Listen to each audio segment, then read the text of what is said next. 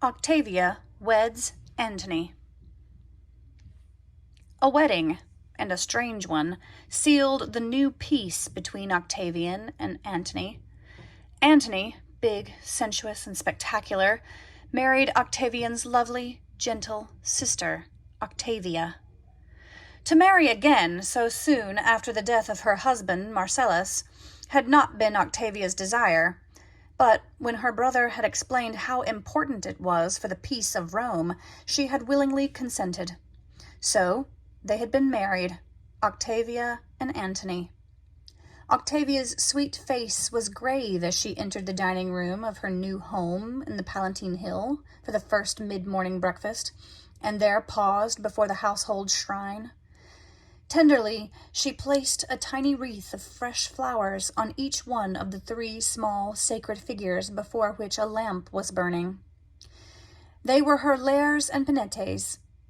Though the small images no longer stood above the hearth, as in early Roman days, wherever they were placed in a home, there was its heart, for they held its guardian spirits. The center figure symbolized the genius, or the guiding spirit of the family father. The 2 dancing figures on either side expressed the joy of a well-stocked storeroom and prosperity. In the small flame of the lamp, Octavia could feel the comfort of the glowing hearth and the clear, steady spirit of the home fire. That was Vesta. She now sprinkled a bit of salt into the flame with a quiet prayer that she might make this home a happy one for her new husband. Even though I cannot help protect Rome, she thought, as the Vestal virgins do by tending the sacred hearth fire of the city, here in my own home I can do my part. Her face shone with the thought. Antony, watching her from his couch at the dining table, felt a sudden embarrassment. What had he, with his past, to do with one so delicate and pure? Could he change his life? Forget her whom he loved in Egypt and settle down in Rome? Rome was a rough market town compared to Alexandria, but it was home. And this sweet little wife, with her quaint old-fashioned ways, was certainly refreshing. He drew her to him as she came near the table, kissed her, and whispered something in her ear that made her blush. At that he laughed aloud and patted her hand in his big, easy manner. Octavia smiled primly, surprised to find this man of the world so like a boy.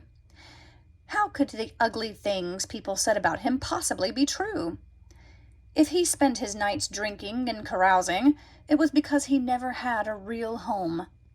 If Cleopatra beguiled him, it was because Fulvia had been too busy doing outside things, big masculine things for which she, Octavia, had no talent.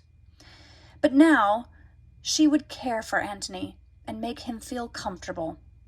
That was all, she was sure, a man needed to be happy. As the winter wore on, however, it came as a disappointment to see that Antony was not entirely contented. For instance, he had been most gruff about trying on a new toga she was making for him, and he seemed hardly able to endure the company of her brother Octavian without bursting into rage. At long family dinners, like that of the Saturnalia, it was most difficult to keep the peace. While trying to entertain her sister-in-law, an older woman whom Octavian had now married for political reasons, she had to keep an eye on the gaming table. That was where the great irritation lay. No matter what game the 2 men played, Octavian always won. At dice, mora, cockfighting, whatever it was, luck was never with Antony.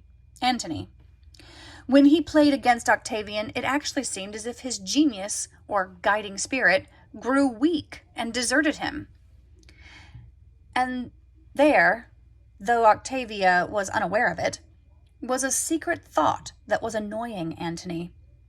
An Egyptian soothsayer, whom he had consulted in Alexandria, had first put the idea into his mind. Now, at Cleopatra's bidding, the Egyptian had followed Antony to Rome and was warning him to avoid Octavian.